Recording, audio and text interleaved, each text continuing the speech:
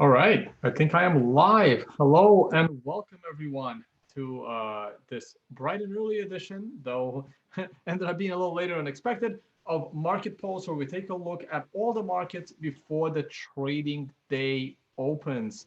Waiting for your live chat to pop online. Had to do another virtual conference this morning.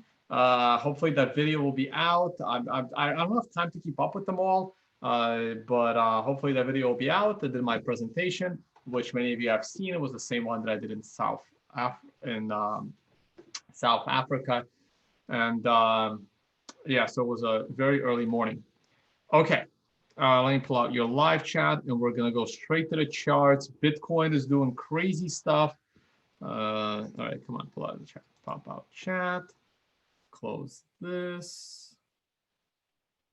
I'm gonna move this here and there. All right.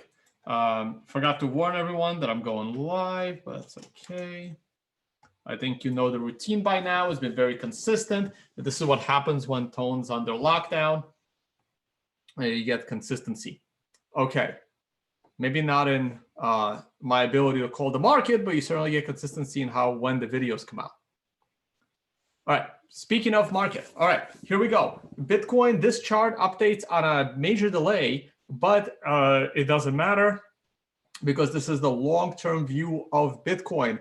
I continue to believe that Bitcoin will frustrate bulls and bears alike, and the last 12 hours was an absolute perfect example. I think I did my last stream exactly 12 hours ago, and we're going to go take a look what happened during those 12 hours, and it was a very crazy time. Here we go. Weekly chart. Weekly chart. The weekly chart is back above a very critical line. We are on a green 2, but this green 2 is not above a green 1. And if this green 2 goes above a green 1, it still makes it challenging to enter the bullish trade for several reasons. One, I still believe we are in a bearish overall environment, even though the stock market is doing crazy things this morning as well. And the other one is we have gone up quite a bit without a significant pullback. And while this pullback is good enough, something just, again, doesn't feel right. Maybe it's enough. Maybe it's not enough. I am not rushing in. I'm going to trust the weekly chart. I'm going to wait till next week. If next week goes above this week's candle, I will be a lot more confident in the bullish case for Bitcoin. Right now, I am still a little bit skeptical on this bullish case, but we're going to go and take a look at lower level timeframes. Before we do, let's take a look at the RSI. The RSI is favoring the bulls. Let's take a look at the MACD. The MACD is favoring the bears. So there you go. There's a split, and the CMF is ever so slightly favoring the bears, but not by much. I do like this, it's not exactly divergence, or maybe it is. I'm not sure what the price. Yeah, it is divergent. The CMF is clearly lower here. It is clearly higher there. And the price is clearly lower here, and it's clearly higher there. So the CMF is giving you some divergence, which is good, which is a case for the bulls. Daily chart. This is where the craziness is taking place. Wow. So the BitMEX funding rate is still favoring the bulls. It's been favoring the bulls for a while, which is like the main case for the bulls. Right here, CMF favoring the bulls with these red spikes. Daily RSI slightly favoring the bulls. And the daily MACD, well, this is interesting. So last night when I looked at the MACD on the same candle, it had a crossover. But today, because of the big pump, it no longer does. So the MACD, while was favoring the bears yesterday, 12 hours ago, is no longer favoring the bears, but it's not exactly favoring the bulls either. It's kind of neutral. Need a couple of more days to figure out if it's going to cross over to the downside.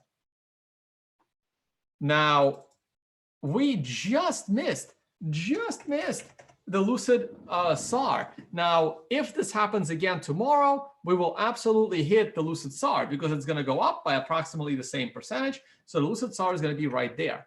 So the daily candle looks like a nightmare. This is looking like a Darth Maul candle, which takes out the bulls and the bears. At the moment, it is known as a long-legged doji. This is a huge legged doji. It is, the range of this candle is encompassing, God, 1, 2, like 8 candles.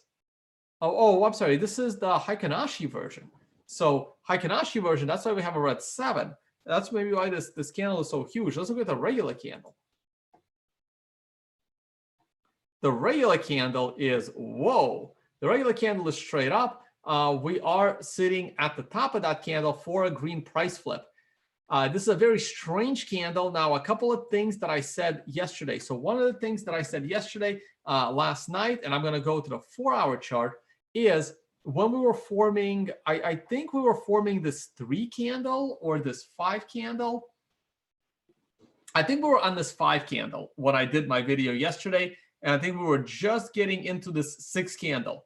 And this candle was starting to go down. I said that this low will most likely be broken and we were going to come and probably touch this. Now, as this candle was going down, I, of course, anticipated this to reverse us on the 9. The market doesn't have to do what I want it to do or what I tell it to do. The market does whatever it wants. So probably close to midnight, because I don't recall seeing, I mean, I almost didn't sleep last night because I was working on the new registration system for the website, and the options webinar is now on sale, but the registration system is completely new.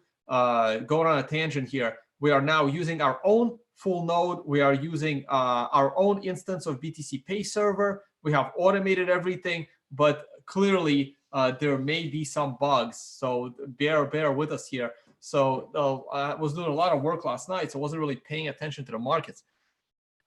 And right here, we did go lower than a prior swing low. So this is a legitimate low, turned into a reversal candle of the hammer, and then it went straight up overnight, and we are still going up. So once again, just like the prior area, we blew right through this channel. So like I said yesterday, this was a decent time to go long. This is a terrible time to go short. This is a decent time to go short. So what do you think I'm going to say? This is not a good time to go long.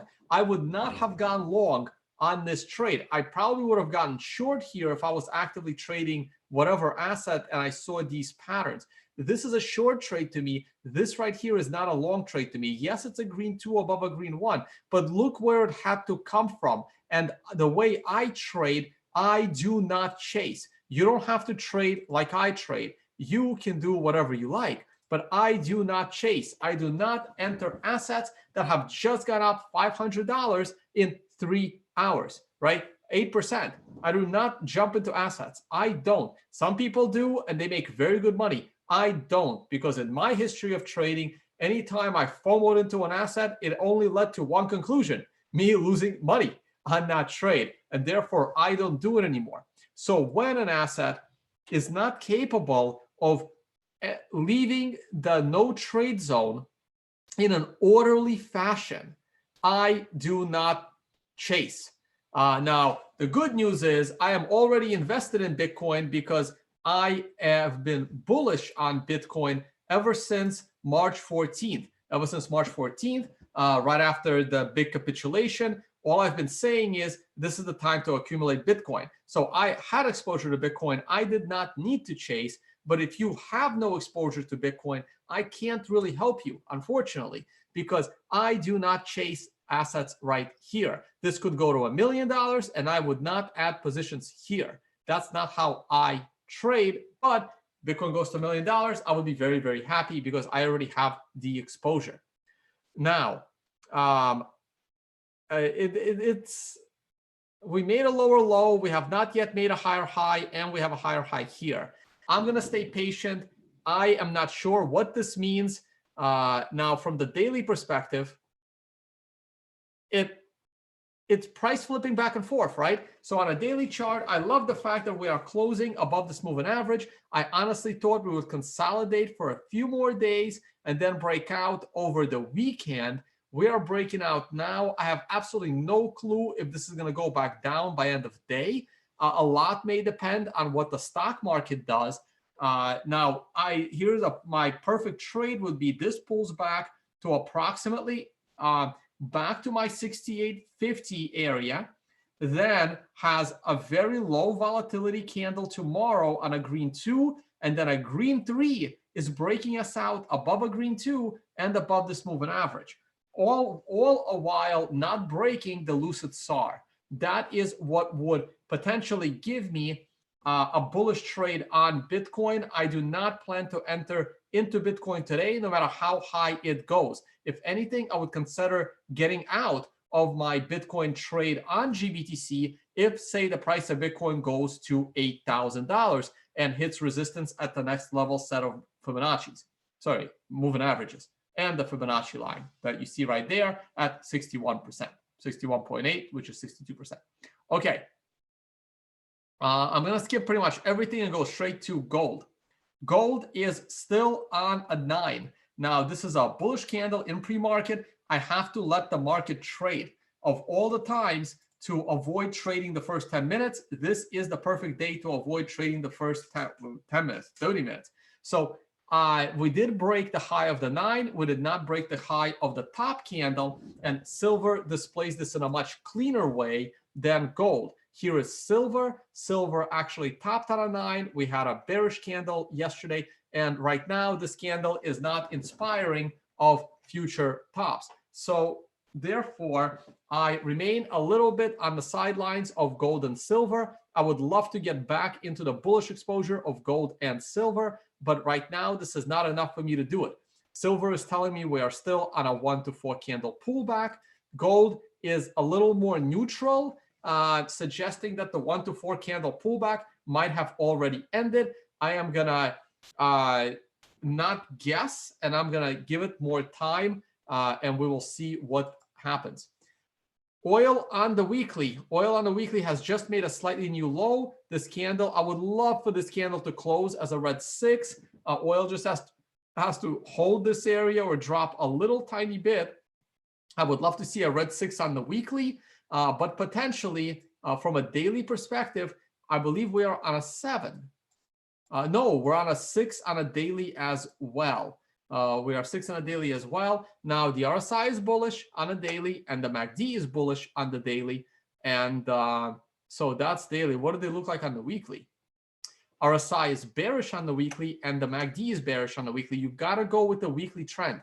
The weekly trend will trump the daily trend. Now, I would consider doing a counter weekly trend if the daily gives me a buying opportunity, but that could only happen on a TD9, which which I don't even know if we're going to get there or not. So I'm going to stay patient. I'm going to stay out of oil, and I'm going to wait for potentially a better buying opportunity.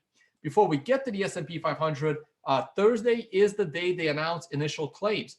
Initial claims are new unemployment claims. And therefore, what happened? Well, 5 million new initial claims were expected, and we did worse. We had 5.25 million unemployment claims. So the unemployment claims missed expectations to the negative side. Continuing claims, there was nothing expected. Continuing claims prior was 7.5 million, and now it's 12 million. I'm just rounding for the sake of rounding. Housing starts, 1,300 expected, 1,216 housing starts. We missed housing starts. So another bearish one, and building permits beat by a little bit, 1,300 expected, and we got 1,350. Philadelphia Fed Index, that's going to come out later today. So the economic numbers that came out this morning did not do very well. Let's go look at the stock market, and it is rising.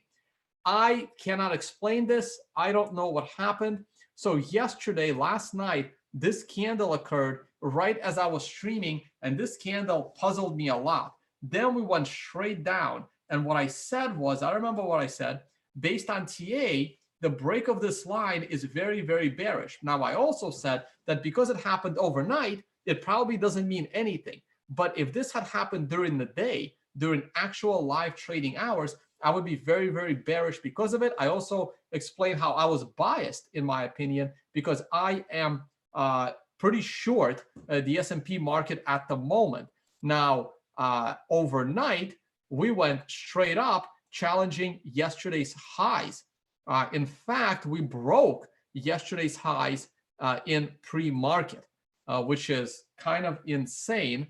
Then we pulled back into 8 a.m. and we perfectly bounced off of yesterday's close. This purple line is the close of the stock market last night. We bounced right off that line at 8 a.m. and we're continuing to rise higher. Now, once again, we are about to open in the stock market and we are about to get a 9. Ironically, we bounced right off of a 9 at 8 a.m. and we're about to get to a 9 at the opening of the market. I have absolutely no explanation as to why the market is rising. But I also have not been watching the news. I am a TA guy. Like, the news is reactionary. I trust the charts. So I'm looking at the chart. We are on an 8 daily sequential. We could get to a 9 daily, to be honest with you guys. All we got to do is close right here today.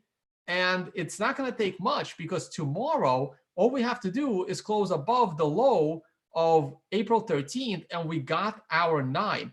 I am willing to hold on to my shorts as long as we do not breach these highs. Now, I am short in the options market, so time volatility is time decay is a problem for me. I do not plan to hold my short further than Monday, Tuesday. But I don't know if I'm gonna be.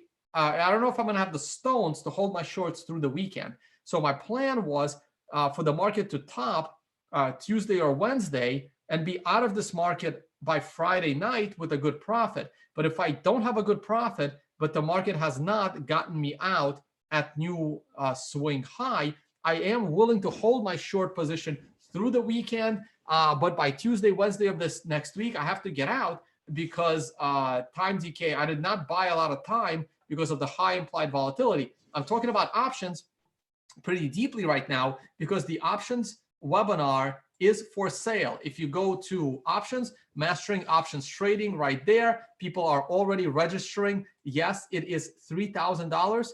It is also 3 days, Saturday, Sunday, and Monday. Monday is live action trading. I don't really like to give trading advice, but I do want to, educate while using the live market for education, so you can see how to actually set up a lot of these spreads. We have a completely new registration system. We are using our own full node. We are using BTC Pay Server, our own instance of it on our own database. Everything is fully automated, but we may be having some, confirmation email issue problems.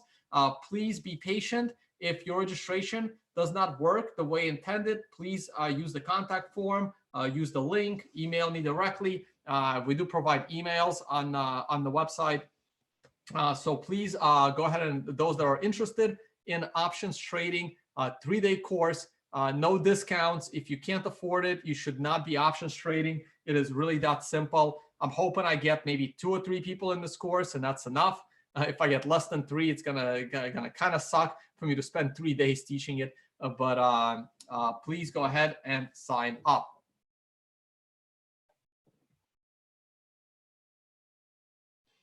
Okay.